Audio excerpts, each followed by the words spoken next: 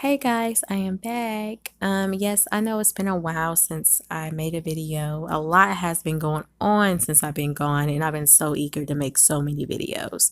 So, yes, stay tuned. I will be coming soon with more videos, but today I want to talk about the rape allegations with R. Kelly, and I want to talk about this Surviving R. Kelly documentary, okay? Um, just in case you haven't watched it, you can catch it on Netflix or on demand. They have it on there if you have on demand. But for those that don't have both, you can just get the tea from my video, I guess, and I give you all the tea because I'm telling you, it is some tea to tell.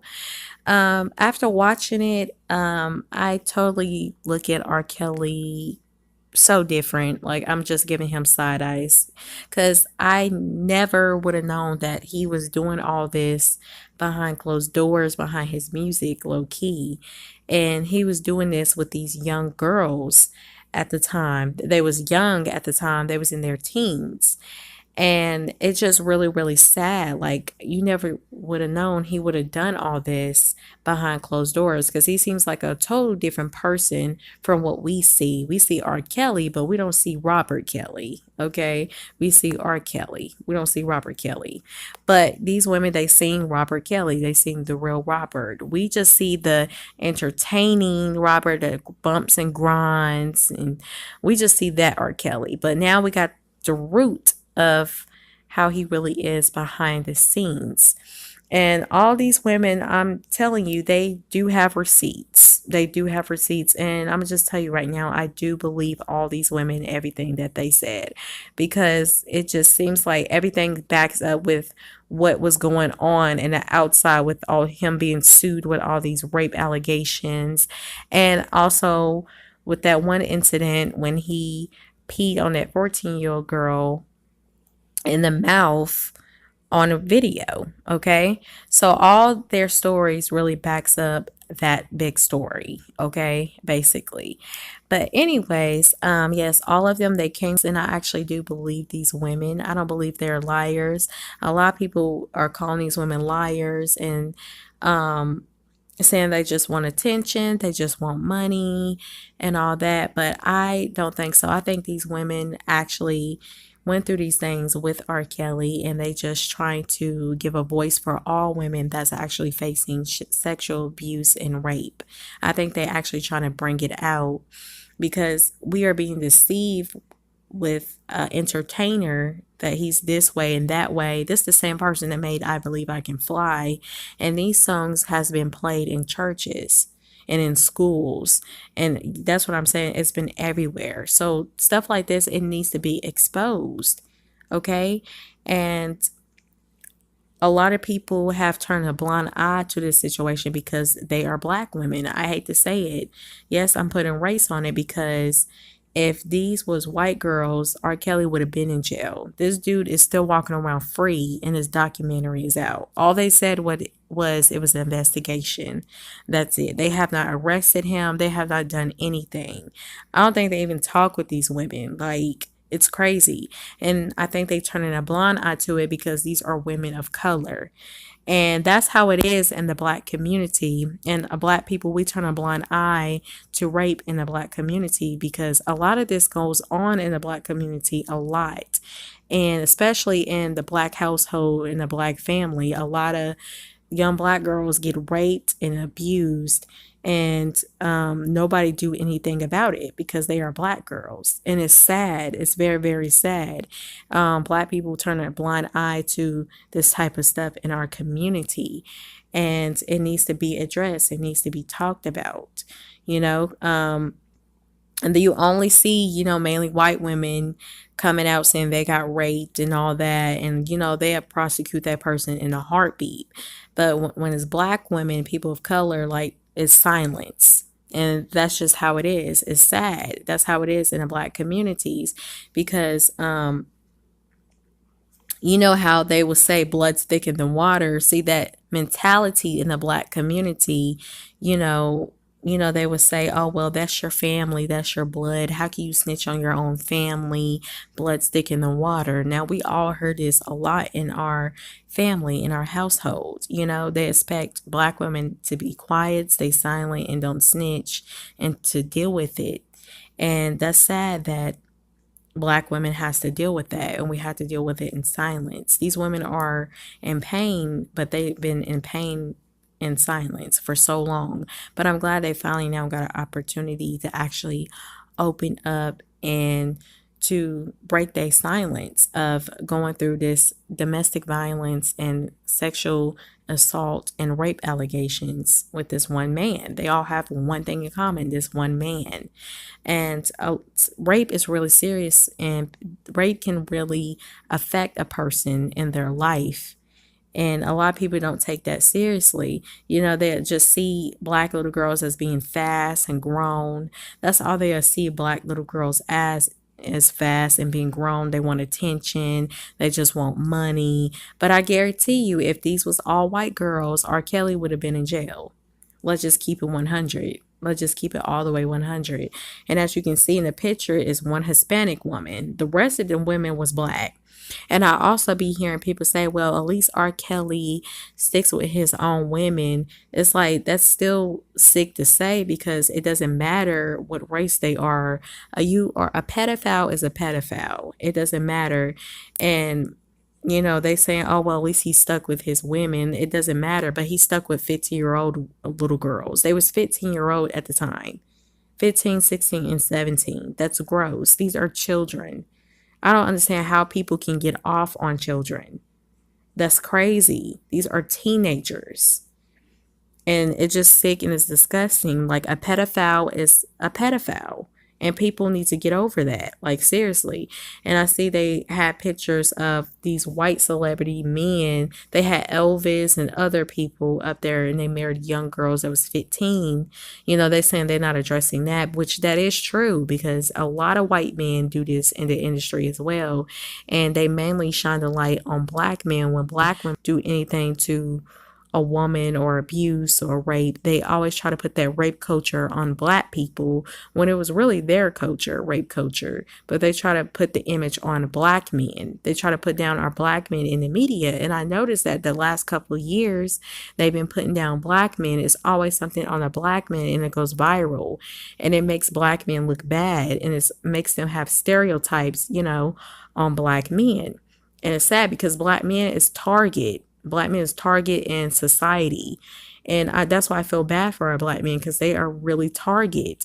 And it's white supremacy. They're trying to make Black men's image look bad. Like, for example, Bill Cosby situation. I talked about that. And I might actually leave the description below the video when I talked about Bill Cosby. And then now the Chris Brown situation, which that will be another topic that I will have to do, but I'm going to do it separate, because right now I want to focus on R. Kelly situation. But yes, even Chris Brown, they try to put this rape culture on Black men, and they're trying to destroy the Black men's image. And it's sad. But in this situation, I really did believe he did all this to these women, because, like I said, they had receipts. And it's sad it's being overlooked, because they're Black women, and because who he is, because he's famous.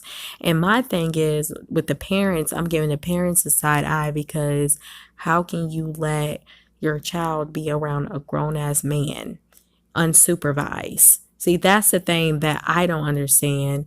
I would never have my child around a grown-ass man unsupervised. I don't care how much money you have.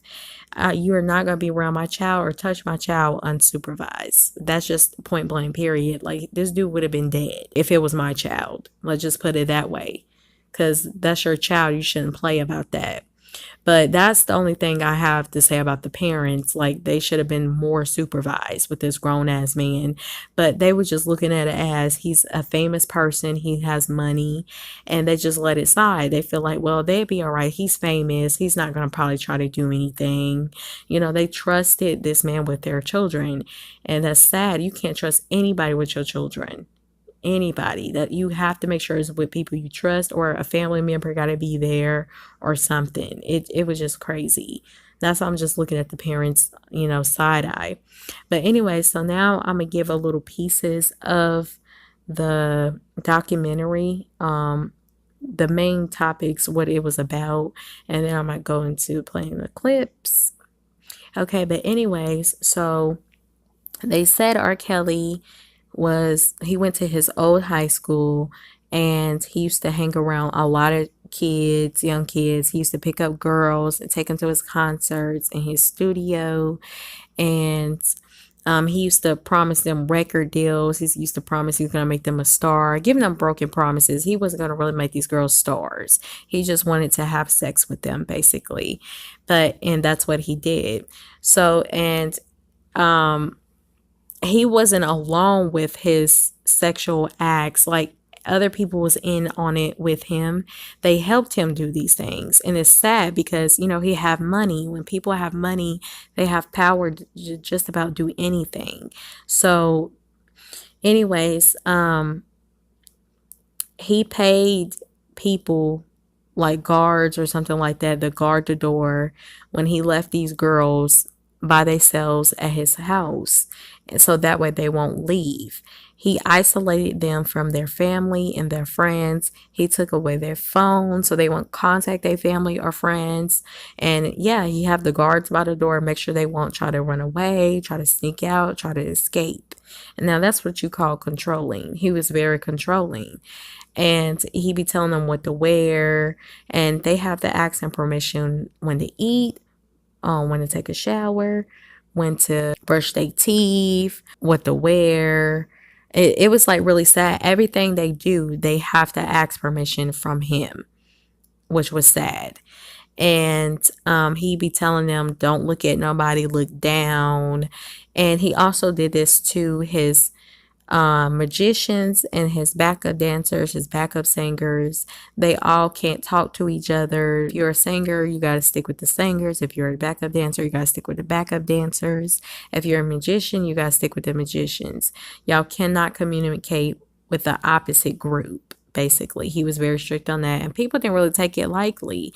Like, they just took it as they were just doing their job because they didn't want to get fired. So they were just doing what they was told, basically. And I was like, wow, by that, like, people can't see how crazy that sounds and how controlling that sounds, that they can't communicate. That's sad. That's very, very sad. But yes, and he even tied these girls to the bed. He made them wear handcuffs. Like, they basically was sex slaves. Like, he came in, have sex with them, and he left. Came in, have sex with them, and he left. He left them for days, weeks, and months by themselves before he came back. And all he got, and he actually recorded himself and the young girls having sex, which that was the crazy part. And that's how you know it put the icing on the cake with that 14-year-old girl that he peed on in the mouth, and he recorded them having sex, and he recorded them peeing on her. That really backs that up, because all these women had similar stories. They claimed that they was going in to this documentary one by one, and all these women never met each other. They never stepped in the same room. They just all came by themselves and record. I don't know if that's true or not, but that's what they claim. And each one of their stories is very similar, and it sounds alike. So, and it's just like receipts after receipts, backup after backup, basically. And they also brought up the fact that he has been raped when he was an 8-year old. And I was like, wow, I didn't know that until now, until I watched the documentary. He actually has been raped when he was 8 years old, and it was by an older woman. And they said she raped him for years, like for years. And I was like, wow, that was crazy. So that explains, why he's doing the things he's do now, because he was done like that when he was young. He was traumatized. And he actually wrote a song about this surviving R. Kelly situation and all the rape allegations accused against him. And he also admitted he was raped when he was 8 years old in the song. And he admitted he couldn't read in the song. Let me see if I can pull up this song so I can play the audio for you. It's a 19-minute long song, so I'm not going to play the whole thing, but I will play like parts and clips of it. Okay, so I pulled up his song, but I'm only going to read y'all his lyrics because of copyright. I don't want my video to be taken down. But anyways, his song is called I Admit, and he has made a lot of confessions on the song. And one of them is when he was talking about he was raped when he was 8 years old by a family member, ever since all the way up until he was 14 years old. And he also admits that he couldn't read because he was dyslexic, and how it was hard for him to read the contracts. And he also brought up the Wendy Williams interview when she brought up Aaliyah. And he also talks about the sex code and the sex slaves, and, having these women not eating, preventing them from not eating and stuff like that. All right, so here we go. I'm going to pull up the lyrics and I'm going to read them to you. Okay, here we go. It reads, now I met a family member touch me from a child to the age 14. While I lay asleep, take my virginity, so scared to say something, so I just put the blame on me. I admitted I was young and caught up and so blonde. Yeah, said I had dyslexic, couldn't read all them contracts. Yeah. What's the definition of a cult? What's the definition of sex slave? Go to the dictionary, look up, let me know. I'll be here waiting. They are brainwashed, really. Kidnapped, really. Can't eat, really. Real talk, that shit is silly. I admit I fuck with all ladies, that's both older and young ladies, but tell me how they call a pedophile because that shit is crazy. Yeah, go ahead and stone me, point your finger at me, turn the world against me, but only God can mute me. Hell with this record deal, it ain't worth this shit for real. Ain't seen my kids in years, they tryna lock me up like Bill. She said, what about Aaliyah? I said, love. She said, what about the tape? I said, hush. I said, my lawyer said, don't say nothing, but I can tell you, I've been set up. All right, there you have it. That's his song, little clips of his song with all that tea. But anyways, right now I want to talk about his ex-wife, Andrea Lee. A lot of people don't know R. Kelly was married, and she was actually on the show Hollywood Exes. I don't know if y'all seen that. It aired on VH1. I think it only had like 2 seasons, but to me it was like really, really boring. I only watched like a couple of episodes. I just could never get into it. I don't know. It was just boring to me. But it also had not Charlie. It had Eddie Murphy's ex-wife, Nicole Murphy, and it had other ex-wives of celebrities on the show.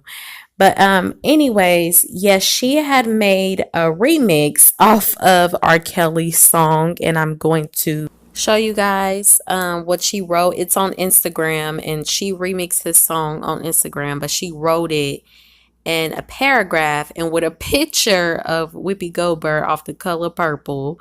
So I'm about to pull up the picture. Okay, so here's the picture, and this, as you can see, she posted it on Instagram, and there's the picture of Whoopi Goldberg on top, and on the bottom, she wrote a big ass paragraph, the remix of his song "Admit," and I'm gonna zoom in closer because it's so tiny, and that's if I can read it. If I can't, I'm sorry, guys. You can actually just look it up on the internet. You could pull it up, but okay, let's make it bigger. All right, here we go. It reads the remix. Admit it, admit it, admit it. Your mama is watching over you and rolling over in her grave because the abusive things you do. You say she's looking down for heaven, so there's nothing she didn't see, which means she saw you beat me from heaven and neglect her grandbabies. Admit it, admit it, admit it. Your children you don't see because you treat them like your fans and not like your flesh and blood. Please, being a deadbeat dad is a conscious choice. You could FaceTime with them every day. They see you, your face, and hear your voice. So, admit it, admit it, admit it. Then go get some professional help. own the pain that you inflicted on others all by yourself, even though you can't read or write. Damn. It didn't stop you from making hit songs, but you don't have to read or write to know domestic violence is wrong. So admit it, admit it, admit it. Your past is not an excuse. Just because you were abused doesn't mean you get to abuse. Admit it, admit it, admit it, because the truth will set you free. Nothing good is going to come to you until you do right by me. Hashtag domestic violence awareness, hashtag survivor, hashtag free, hashtag truth, hashtag speak. Well, there you have it. That was her little rant on Instagram. But to me, I'm just signals from his ex-wife, because it's like one moment she bash him, one moment she take up for him, and then one moment she's in a car jamming his music. It's just like a hot damn mess. Like, I just don't understand it. But I'm gonna play 2 clips of her jamming his music, and then one she just going off on people talking shit about R Kelly. So here we go.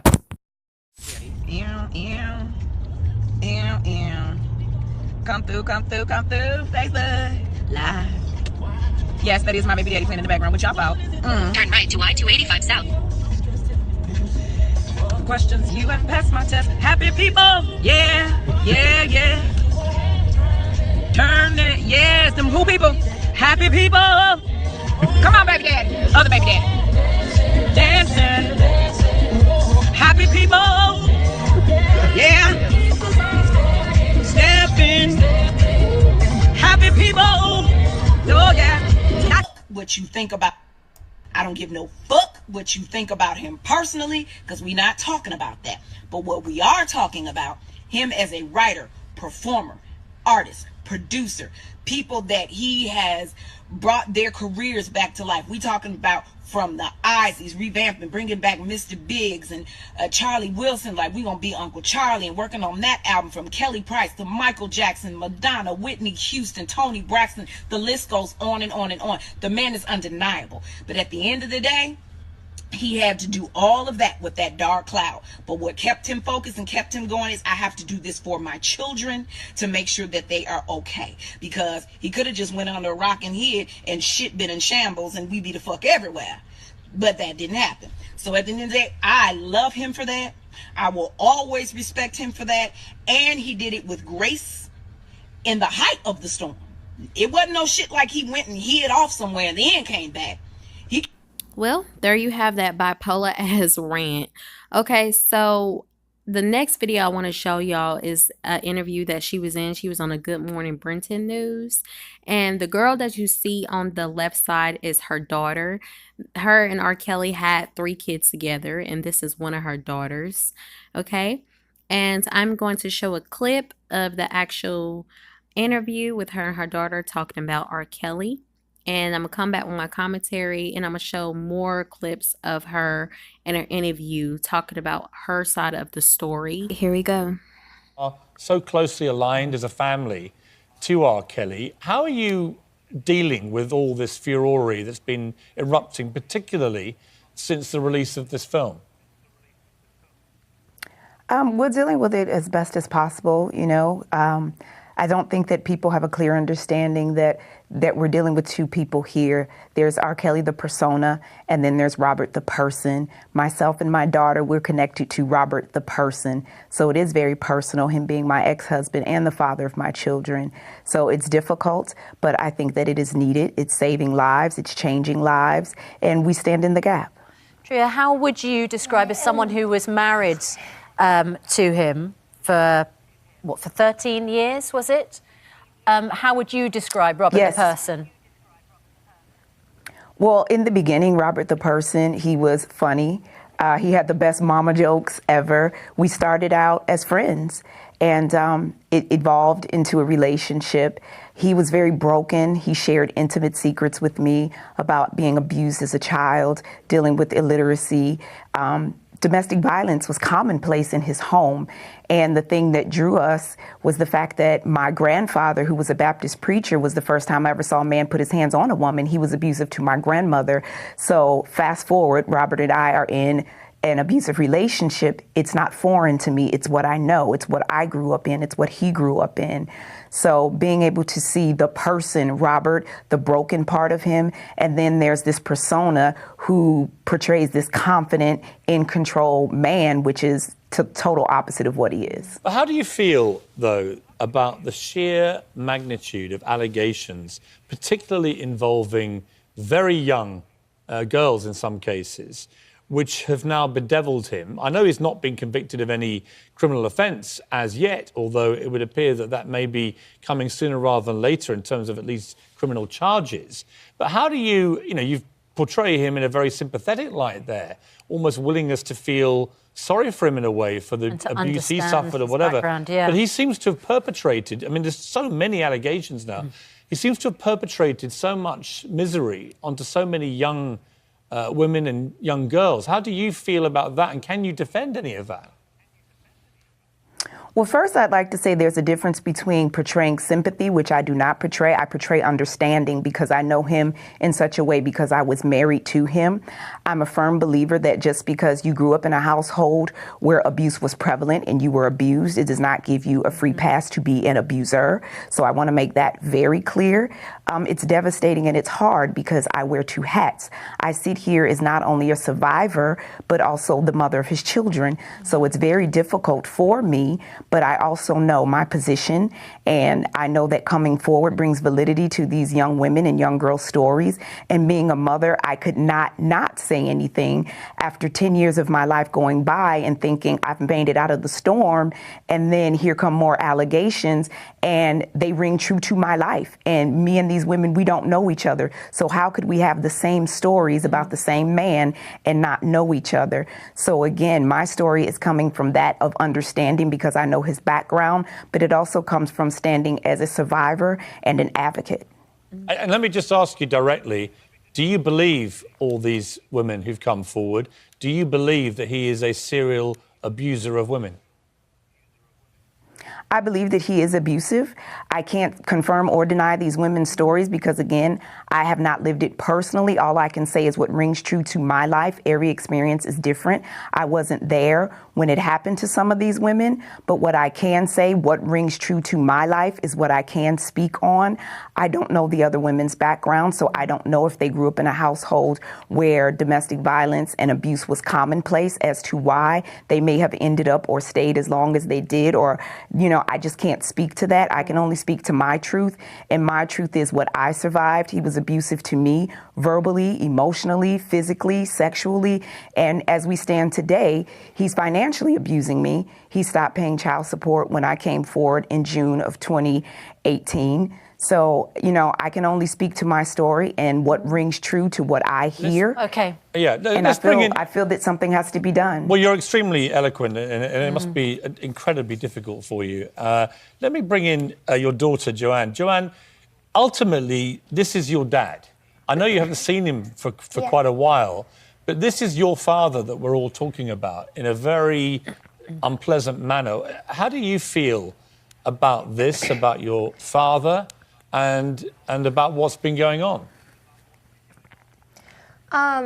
Well, particularly about the situation that is happening in the blogs and, everything, all the allegations that are going around. It's very hard to digest because, as a lot of people know, in the posts that I posted as far as my reaction to everything that's happening, that's still my father. It's a very hard situation to digest and even process because my heart is torn into two separate places. As my mother said, I don't want to confirm or deny anything that the women have been saying about my father, or any of the rumors that have been going around throughout the years about my father. But as I said, I know him. He's my father. I grew up in that house to a certain extent. So I spent years in that house. And so it's very painful to see that all of these people are now being affected and have been affected by somebody who I do care about and have a very strenuous relationship with, and is so close to me. So Well, it's very and rough. Joanne, you say that, I mean, do you still love your dad? Do you feel like you have to defend him? I know that you were reported as calling him a monster, but which you deny. Are you conflicted about your feelings about him? As a young woman, I think you're 21 years old now. A number of these allegations concern young teenage women. You would have grown up through those years hearing those allegations. What do you think of your dad right now? Right now, I mean, like I said, I'm very torn, because at the end of the day, it's still family. He's still my blood. So yes, I do still love my father, and that is something that I want people to understand. I never came out and said what I said to make people feel like I hate him or I'm bashing him, because that's not it. But you have to, at the end of the day, be responsible for your actions, and I had to do what was best for me, and my family had to do what was best for them. And if my father is a toxic person, then unfortunately we just have to love him from a distance. There's no love lost, but I just had to separate myself. Does he try and contact you? No. When did you last see Not him? at all. Honestly, it's been a few years since I've seen or spoken to him. I don't know exactly how long, but it's been a while. Well, listen, we really appreciate you both joining us. This must be agony to talk about, and it's your family. You know, it's your ex-husband, it's your father. It's very, very difficult territory, this, obviously. I think you've spoken with great eloquence and grace today, and we greatly appreciate you taking the trouble to do that. And let's just hope that in the end, I guess, that justice is seen to be done wherever justice lies with this, because there are so many allegations. The film, I watched it, it's so devastating. You know, it's hard to believe that all these women are making it up, frankly. But I believe in due process. I believe that due process should apply to everyone, including R. Kelly, and let's just wait and see what happens and see where justice takes us. But thank you both very much indeed for joining us. Thank you for having us. Thank you. We contacted R. Kelly's lawyer, who told us that Mr. Kelly loves all of his children and would love to see them. The lawyer said that Dria's allegations were fully investigated and determined to be unfounded. This is the statement, by the way, by Child Services and the police, and rejected by the judge during their divorce, and are without merit. Which is fine, but of course there are now myriad further allegations from myriad other women. So at some point, you add it all up and you don't come up with the word coincidence. So yes, we'll read that statement, but I think our viewers can make their own minds up from the compelling. People have no idea that there's two different men. That there's the person, Robert, there's the persona, R. Kelly. Go ahead and break them off with a little previews of the remix. R. Kelly, widely regarded as the king of R&B, known for songs like Ignition. But his ex-wife, Drea Kelly, says lurking behind that Playboy image, there's a more sinister persona. Here I am, his principal dancer, choreographer, on stage, right next to him. And people have no idea that this man just beat me on the bus. People have no idea of the bruises I'm hiding. Drea claims she was a victim herself of emotional, physical, and sexual abuse at the hands of Robert Kelly. Did you ever fear for your life? Yes. You thought he might kill you? Yeah. Your kids? No. But me, definitely. Their tumultuous relationship initially began with a love for his music. Throwing video, there's a part in there where I'm dressed as a geisha. This is around the time when Matrix came out, so I put the Matrix move in the video. There she is, front and center, his wife of 13 years and mother to his 3 children. Why did you decide now? Summer of 2017 hits.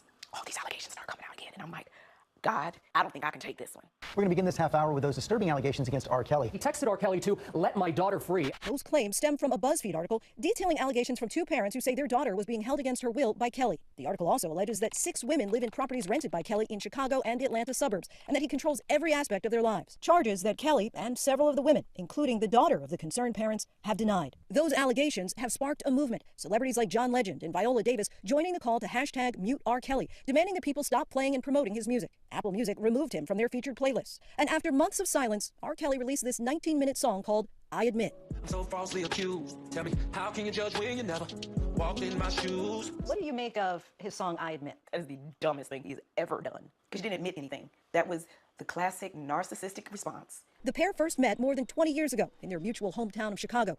R. Kelly, at the time 27 years old, had just skyrocketed to #1 with his breakout hit, Bump and Grind. was about to embark on his first tour as a solo performer and was auditioning backup dancers. I remember I danced the paint off the walls. They started clapping and he was like, you got the job. Just 19 years old, it was her dream gig. Andrea says she would quickly rise from backup to principal dancer and eventually choreographer. Shortly thereafter, she says her then boss would seek a more intimate relationship. I do remember when he said he fell in love. He said, I was sitting on the back of the tour bus reading the Bible. He said, and you remind me of my mama. At this point, you hadn't seen any kind of indication that there may be any kind of violence or rudeness. No, but what I did see is a man was very controlling. R. Kelly would continue to climb the Billboard charts, soon becoming a household name with the release of this crossover mega hit. I believe I can fly. After I Believe I Could Fly, we were married, but at that point I had seen him go from just an all-black audience knowing who he was to now you're doing Space Jam, you're getting Grammy nods, winning Grammys. R. Kelly, I Believe I Could Fly. Oh, wow. At a certain point, your marriage started going down. When was that point? When I was pregnant with my first child, he locked me in a bathroom and I slept in the bathtub. Outwardly, Kelly was the portrait of a doting father, cradling his baby girl Joanne in Celine Dion's I'm Your Angel. And even though they would go on to have 2 more children, Drea says their marriage was crumbling. And then, in 2002, R. Kelly was charged today with 21 counts of child pornography. a tape emerges, reportedly showing R. Kelly engaged in sexual acts with a minor. When the videos surfaced and the allegations surfaced, the child pornography charges, did you believe it? No, I'm thinking to myself, that's impossible. But again, he kept me very sheltered. Did some part of you have a nagging suspicion? I'm too busy dealing with my own abuse. Around this time, R. Kelly would sit down for an interview with ABC News. People need to understand that R. Kelly is not who they think, but it's who I know. You know, I'm not perfect. He would face trial for multiple charges of child pornography and be acquitted on all counts. But at home, Drea says her husband grew more controlling and easily angered. There's no let's talk about it like a regular couple, you know? No, it's his way or the highway, period. It was a seemingly ordinary scenario that Drea claims led to her being attacked, restrained, and ultimately hogtied by Kelly. And he took the rope tight and he tied my arms behind my back. And then he took my legs and he tied my legs and my hands and arms together. And I just remember laying on the side of the bed crying like, let me go, just untie me, let me go. And he fell asleep with me on the side of the bed like an animal. In 2005, you filed this order of protection, but then a few weeks later, you withdraw it. Why'd you withdraw it? Fear. He's a powerful man. At this time, he's at the top of his game. So now I get this order of protection and it dawns on you, this is not bulletproof. Eventually, she says a series of altercations while on vacation in Miami led to her breaking point when she almost tried to end her life. What happened there? What kept you? First, God put my kids. So I remember I climbed out on the balcony and I looked down and it was like God allowed me to see my body was laying in blood. And I prayed, God, okay, I need an answer and I need it now. And he told me to get my laptop of all things and type in domestic violence. I take the survey and of the 17 things on the list, Robert had already done 15. Drea says she was determined to leave, fleeing with her 3 children to her father's home. In 2006, she filed for divorce. Have you thought about changing your last name? No. You don't mind the association still with being a Kelly? Well, when people say association, that's like a club or fraternity or whatever. I paid for my name in blood, sweat, and tears. Literally. Nobody knows what it was like to be Drea Kelly. Drea Kelly is strong. Drea Kelly is a survivor. Drea Kelly made it away from Robert Kelly. In response to the allegations made by Drea, R. Kelly's manager told ABC News they have no comment. When was the last time you did have contact with him? Oh, wow, so long ago, I can't even remember. Drea is now a full-time mom. Her 3 children, Joanne, Jai, and Robert, all live close by, just outside of Los Angeles. That is my world. I call them my eggs. If you go on any of my social media, everybody sees hashtag my eggs. Her eggs are now all grown up, from 16 to 21 years old. They are well aware about the headlines about their dad and say his past has sometimes led to them being bullied at school. How would you handle it when people might say something nasty to you? I know that it doesn't have anything to do with me. Do you all have any contact at all with your dad? No, not me. And it's been a long time. Any message for dad at all? Oh my God. Well, what now? What's next for you? Everything. Now to be able to fearlessly tell my story and to shout it from the mountaintops. Wow, words can't even describe that. At the end of the day, we don't have to keep talking about the storm. It's about how you come out of it. Drea has now become an advocate for victims of domestic abuse. The healing process is never ending. And I think that's the misconception that people think that, how did you heal from it? I'm healing every day. All right, there you have it. So now I want to actually get into the documentary. I'm trying to make this a little more faster. It's going on 40 minutes now. I didn't want it to be this long, to be honest. My limit was actually 40, but it looks like I'm going to go over it. It'd probably be an hour, this video. But now I want to get into the actual documentary. I want to get to the part where they're talking about Aaliyah. So what I'm going to do, I'm going to record a clip from the documentary where they was talking about Aaliyah and R. Kelly. So here we go. Album is It's made by R Kelly, and it's called Age Ain't Nothing But a Number. And the title song is about a young girl who's trying to get an older guy to go all the way with her. I mean, it's frightening and it's disgusting.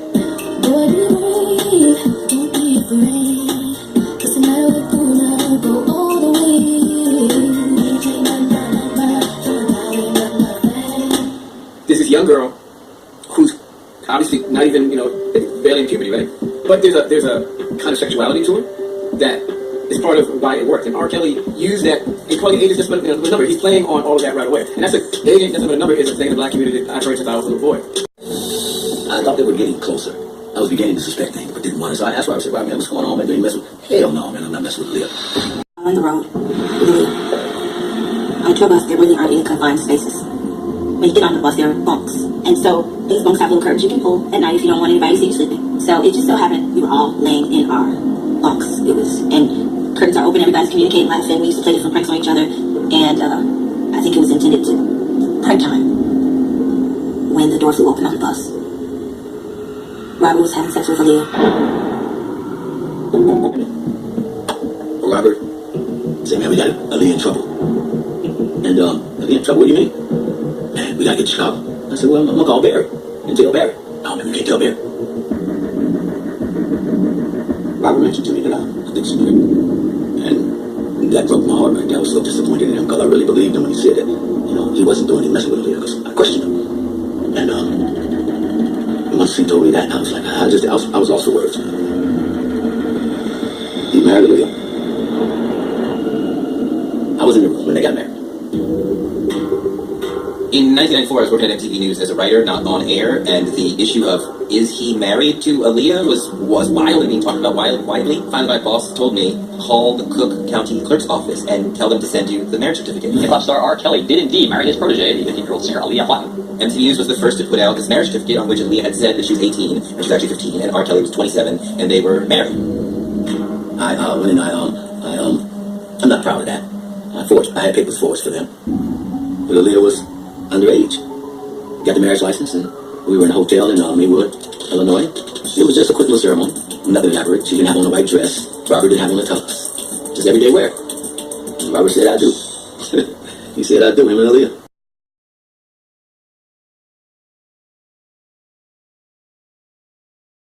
All right, so there you have it, all that tea. Good God Almighty. Like I said, I would have never known all this went down with him and Aaliyah.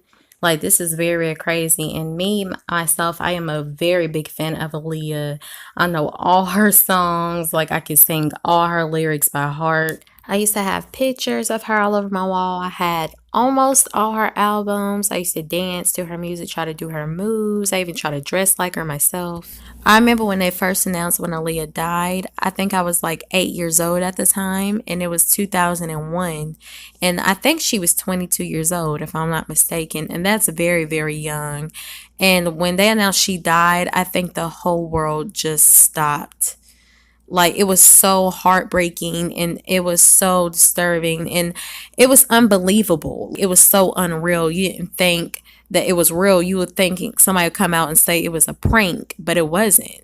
Like, she really died and everybody was like, "Oh my God, no, not Aaliyah." It's like we lost an angel. She was the princess of R&B. She had a beautiful voice and she was very talented and she was very different. She changed the game and she paved the way for a lot of artists that you see in this generation. Back in this generation, they have their Beyoncés, their Nicki Minaj, their Cardi B's, their Rihanna's, but we had Aaliyah. Back in the day, we had Aaliyah, and that's all you needed was Aaliyah. Okay, she paved the way for a lot of female R&B artists in this generation, and to this day, you can still tell people are still trying to bite Aaliyah's swag. She brought a lot of style. She was a trendsetter, and to this day, you still see people trying to dress like Aaliyah, look like Aaliyah, like with the belly button out. with the hair over the eyes, with the baggy pants, with the shades, with the bandanas, with the backwards hats. When you see all that, that's all Aaliyah. Okay, and everybody better put some respect on her name because she brought that style in today in this generation, and people still trying to dress like her. They even dress like her for Halloween, and to this day, people still bumping her music. I still bump her music like it ain't going out of style. Like, you feel me? Like, her music is still up to date with this generation. And, she was very, very talented. And she was very, very beautiful. Like, her beauty is beyond our years. Like, she was very gorgeous. They keep saying, oh, Beyonce, oh, Holly Berry. Nah, boo-boo. It was Aaliyah. Aaliyah is the prettiest woman I ever seen in my life. And it would never be another Aaliyah. It would never be anybody can come close to Aaliyah. Nobody cannot touch her. Aaliyah was one of a kind. She was. And she paved the way for a lot of R&B artists that's out right now. She paved the way for your Zendayas, your Sierras, your Tinashes, your Keilanis, your Sevens, and etc. She paved the way for a lot of these young artists that's out right now. And I hear a lot of people still wishing she was still here. I wish she was still here too, because no telling how far Aaliyah could have got and what she could have accomplished, what movies she could have been on. It's crazy. Like, she was the princess of R&B, and she changed the game. And it would never be nobody like Aaliyah. It would never be another Aaliyah. I don't care how much they try to buy her swag, how much they try to look like her. It would never be another Aaliyah. Aaliyah was a one of a kind. To this day, I still bump her music. I know a lot of people that still bump her music. Her music is never going to get old. It's still going to live on forever. She is still with us spiritually through her music.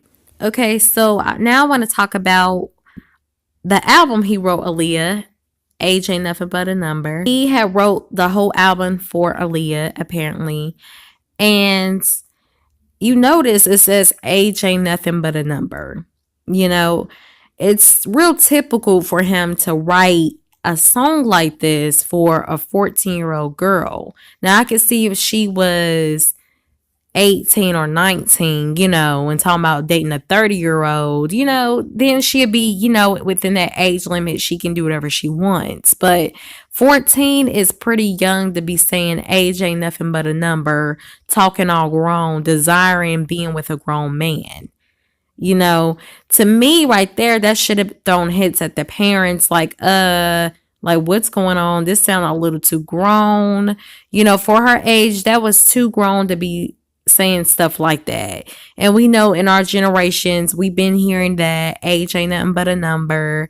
And even Puerto Ricky, they jump on the bandwagon, they sung a song, but they were saying about an older woman, but that saying has been out, for so long in our generations. And a lot of people just ignore the fact that this is actually promoting pedophilia of a grown man desiring a young 14-year-old girl. And, that ought to put two and two together for the parents. It makes me look at them sideways. Like, how can you even allow your daughter to sing something like this that sounds so grown, desiring a grown-ass man? I would have cut it right then. Like, nah, she's not going to be singing this song about desiring a grown-ass man. We ain't doing that over here. That throw hints that, R. Kelly probably wrote that song because he was really desiring, a 14-year-old girl wanting a grown man. I actually remember them saying that R. Kelly did marry Aaliyah back in the day. And I actually looked it up for myself, the marriage certificate.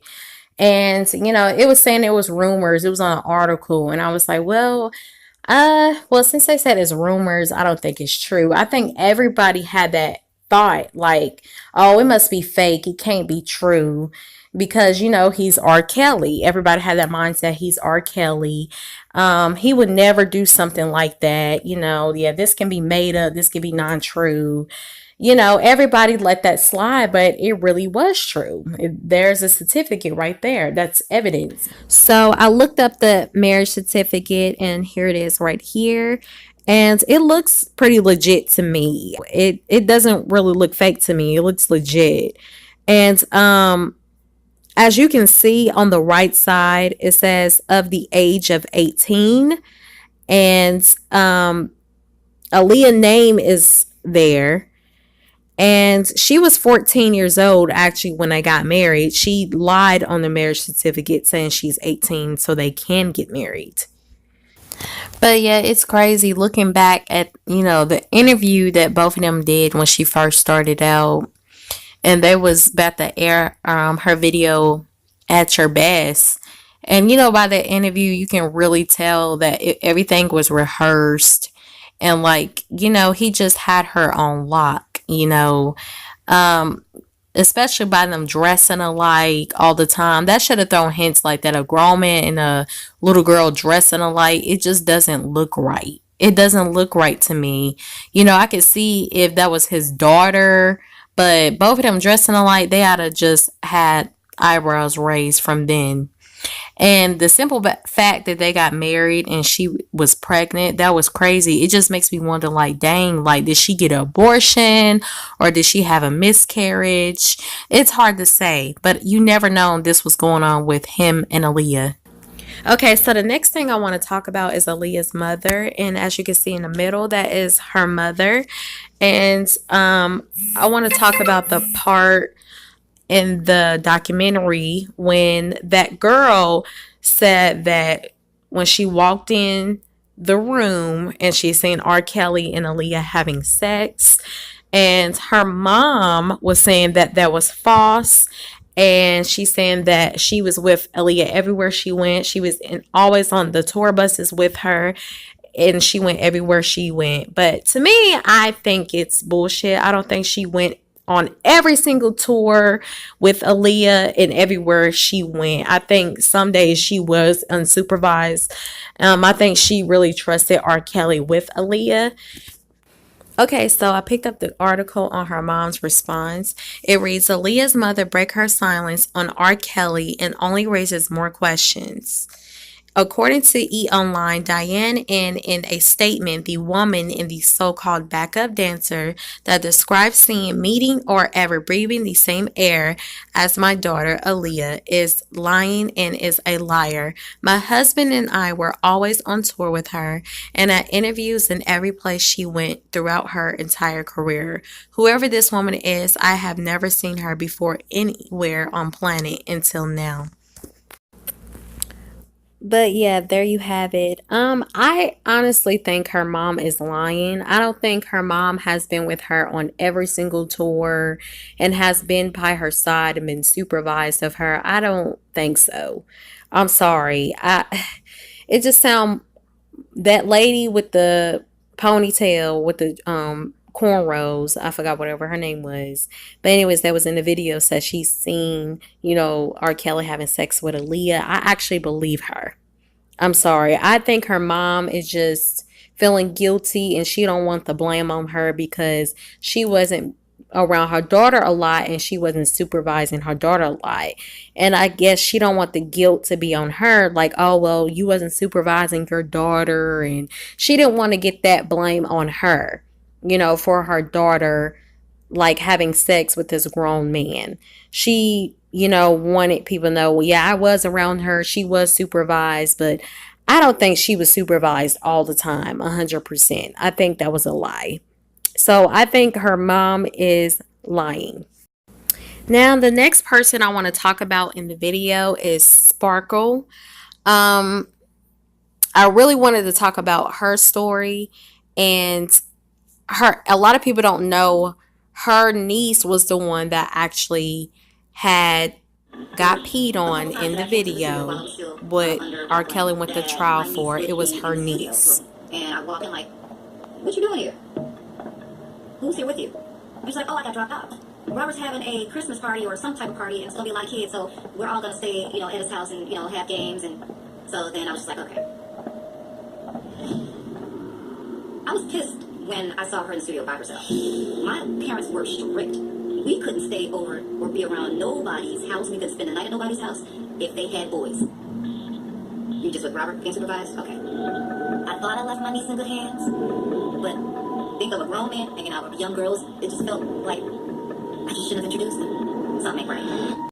Robert would film our sex acts sometimes. He would never ask me if it was okay to be filmed, but he never hit the camera or anything like that. Once we did the threesome, it became more frequent. Then he started introducing me to other young women. The time that sticks out the most in my head, we had went to an awards show, and I had a great day. It had me by this pretty gown. It was just me and him. It made me feel special. When we got back to the house, this young girl was there, and he called her down. He told me that she was 16 and she was a neighbor. The way he had put it was kind of like he was trying something different, you know, like new, you know, with including her. We all went into the gym, and he had the Space Jam stuff all on the wall. And he pulled a futon mattress out of one of the rooms, and he brought it up there and laid it out. Put out his camera on his tripod, and I started crying when we started to have sex. I didn't want to do it, and he got upset, and he was like, what am I going to do with this? He's like, I can't watch this, but you know, you're crying. He didn't care that I was crying. He was upset because he couldn't watch it because I was crying. He's coaching us through the whole thing. He's telling me, Lily, lay down. He's having us perform oral on each other. He starts to have intercourse with both of us. She seemed to be like know how things went without him really telling her much of anything. He was more instructing me, you know, and I kind of felt like they'd been there before doing this. And once everything's done, she gets up and goes into the bathroom, and she stays there until we're gone. But that wasn't the only place that we had sex with the young girl. We did also in one of his trailers for one of his video shoots. The other time was in the Colorado room, which is the wood room in the basement. He did take us there as well. 2 years later, we were headed to one of his video shoots, and he actually had other females that he was cool with or had a sexual relationship with. The only time he would want you to communicate with them would be during the sexual act. Other than that, you don't speak to each other, you act like each other don't exist. But I sparked up a conversation, even though I wasn't supposed to. She said something about getting a car. And I asked her, she said when she turned 16, she's going to get a car. And I asked her, aren't you already 16? Weren't you already 16? And she said, no, I'm 15. I'm about to be 16.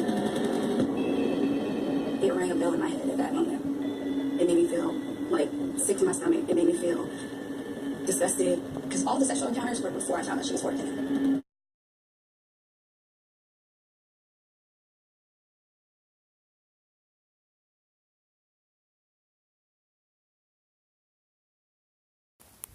Wow, wow, wow. Whew, that was some tea, honey. Oh my goodness. Yeah, when I seen that, I was like, yo, like I just really wish y'all see my reactions. It was just crazy when I was watching it. And that's not even the half. The other videos is lit too. But you know, that's what I can show you for now. I'm not gonna go more in full details about the show because I don't want to spoil the show. I done showed you like half of it. It was a mixture of 2 episodes together. I just, you know, try to point out the things that I really wanted y'all to see, the real important parts. But the other episodes are really good too. But y'all should watch this. It's on Netflix. It's really, really good and it's really, really juicy. It's a lot of tea. And the tea was spelled honey. Yes, it was. But anyways, yes, I wanted to show Sparkle and her story together because both of their stories together connect. It clicks. And this really proves that he really peed on that 14-year-old girl on camera. And I don't understand why they didn't see that was him in the video because clearly it looked just like R. Kelly in the video that was messing with the 14-year-old little girl. But they found him not guilty. And on the next episode, that's going to be explained more. And I can give you a little tea on that. I can talk about it right now. Sparkle actually went to trial too, you know, to testify, you know, for her niece. And she was saying that was her niece in the video. And the parents, they was denying that was her niece. And she was looking at her family sideways, like, why y'all denying that's clearly her and that's clearly him in the video? And she think that R. Kelly paid them. And if the parents really did accept that money, that's fucked up. They are willing to sacrifice their daughter's pain for some money. That's bullshit, and that's sad. That's how much power money has over people, that they were willing to let their daughter suffer over some money. Like I said, it couldn't have been my child. He would have been dead. Simple as that. I don't care how much money you make. A pedophile is a pedophile. Money is the root of all evil. And here's this man with all this money and all this power and all this control. And he's using his money to get through his pedophilia and sexual abuse on young girls, child pornography. He used the money to get out of his situation. He has been let slide so many times. He needs to be put in jail. I'm sorry, this one black dude, I'm gonna have to say, that really has to go to jail. Because I believe he really did do this. I believe he really did. But it just really shows in the black community how rape is very, very overlooked and a blind eye is turned to it. But the only thing that's getting to me is that they waited this long to tell. That's the only thing that really got to me. And another thing that got to me is Sparkle. She's actually having an album coming out. People are saying that Sparkle is using the documentary to promote her album, which it is believable, because I find that it's very coincidence that she want to come out with this album right after the documentary was sent. But she claimed in the Breakfast Club interview that she Ben had this album ready and recorded before the documentary. So I don't know. And it's just a lesson to never trust anybody with your children. Make sure your children are supervised. Make sure they are not out of your sight. Make sure they are with a family member that's actually trustworthy, because you can't even trust family members because they'll rape your child too. Like, seriously, that's what happened to R. Kelly. It was a family member that raped him. They're trying to get people to stop listening to his music because what he have done to these women, which I agree. I think people should just stop listening to his music, stop encouraging it, because they not know better. People need to learn how to separate the celebrity's fame and what they actually doing in reality. And it's sad because people are still jamming to his music. Like I said, I haven't really been listening to R. Kelly lately anyway. I loved all his music in the past. I really believe he is a genius. Also, Spotify, the CEO, Daniel E.K., after watching Surviving R. Kelly, he dropped R. Kelly's music from Spotify. And he also has been dropped from his record label. Good God Almighty. He just being dropped left and right. Like, he's going to really probably go broke. Also, Sony has dropped R. Kelly's music as well. They didn't want to have nothing to do with him as well. On this article I picked up today, it reads, R. Kelly deletes King of R&B tour announcement following sex scandal outrage. So he announced it and now he deleted it. So I guess the tour is being canceled. I don't know. Also, recently he has announced that he is having a tour coming up. And my thing is, how the hell you can go on tour when you have all this drama and all this bullshit going on, this investigation? Like, really? But yeah, my opinion over the whole situation, I actually do believe these women because they actually did came with receipts. A lot of people are bashing these women and saying they're lying and they just want money. They just want attention. They just want to check, you know, but I really do believe R. Kelly did do this to all these women. All the receipts is there. All their stories add up with each other. You know, it just makes sense, especially in the outside when we've seen all those rape allegations that he was having and being sued for. It is actually backing up and making sense with these women's story. And a lot of people is not, you know, thinking like, okay, what if, you know, he actually did do this, you know, because it is real rape allegations that has been filed against him. You know, that people not putting two and two together. They're not thinking about that. They just so busy and love and listen to his music, and they're not actually putting a what if, you know, or putting things together, putting two together. His fame is just overriding his dirt, and it's sad.